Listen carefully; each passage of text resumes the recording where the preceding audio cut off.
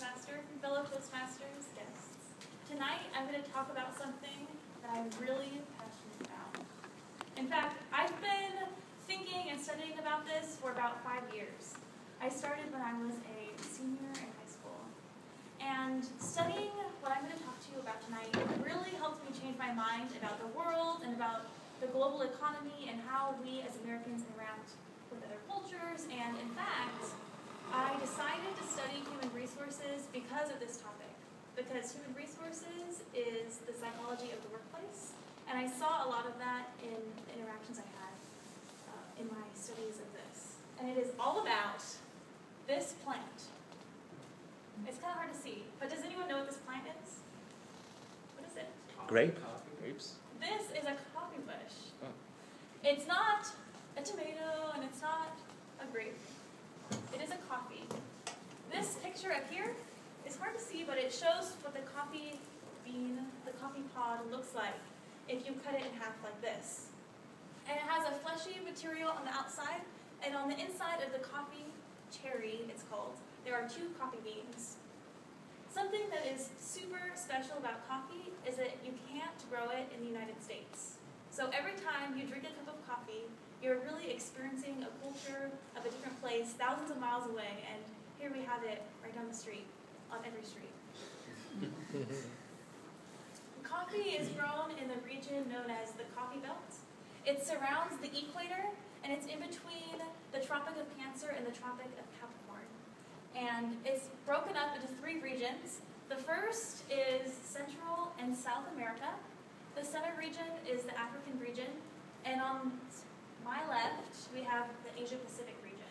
And although each region has a similar climate and similar structure, each culture, each farmer has a unique process in each country. And so each region has its own flavor profile, which makes it really cool.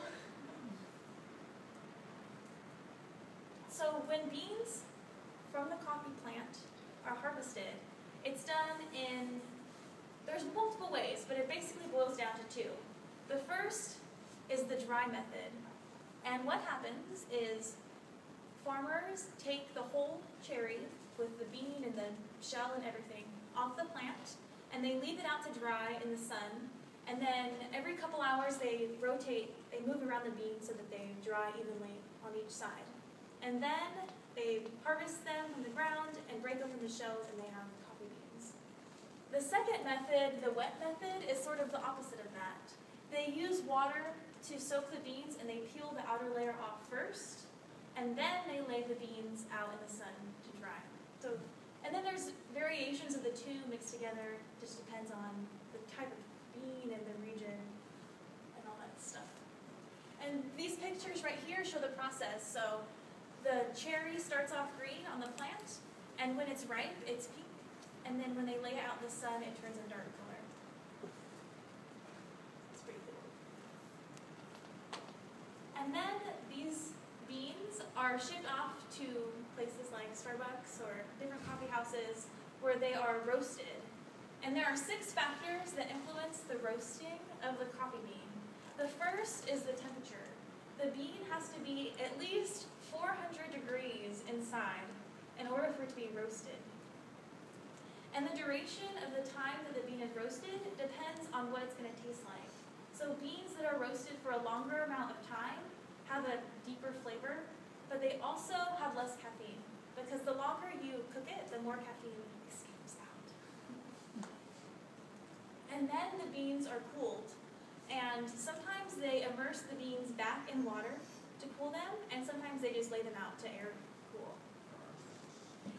Coffee beans, like wine and cheese and all other good things, can be aged, so they can put them in big barrels, and at Starbucks we serve coffee beans that have been aged up to 7 years.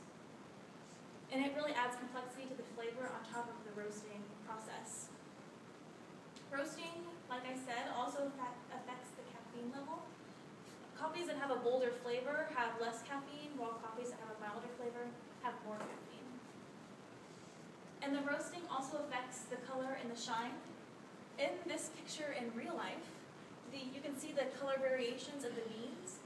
And you know a decaf bean from a caffeinated bean because caffeinated beans are shiny and oily, while decaf beans are not. And another thing that's really important with dealing with coffee is fair trade and ethical sourcing. Because we get coffee beans from other countries, they don't have necessarily the standards that we have in America, and so to drink fair trade coffee is really important, and we really want to celebrate the culture and the land and the growing process and of these different countries, and so to fair trade, make sure you get our coffee from a viable source is super important. These are some logos of fair trade companies, but these pictures are actually just logos of a company. So when a coffee is fair trade, usually people want to get that certified. And they have these companies come in with their logo and certify the coffee process, and then they're allowed to put their stamp on the coffee. Some coffee is fair trade and not certified because it's really expensive to get a certification process. Starbucks participates in that. It's called cafe practices. And they actually are committed to getting all of their coffee officially certified by 2015. And although everything should be consumed in moderation, and there are some big-time negative health effects of drinking coffee, there are some health benefits. This includes increased memory. Coffee is known to fight aging and different things associated with aging, like Parkinson's and Alzheimer's and type 2 diabetes. It's filled with antioxidants because it's a plant. It's low calorie and a diuretic.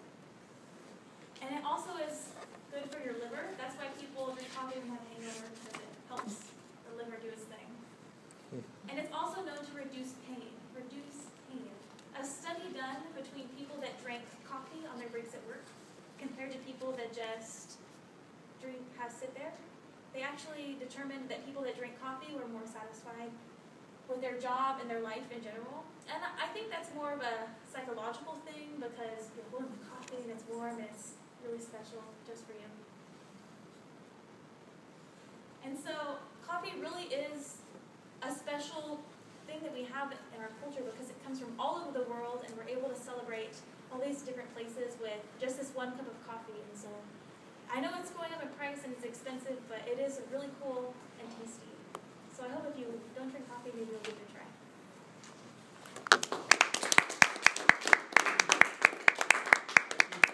Okay.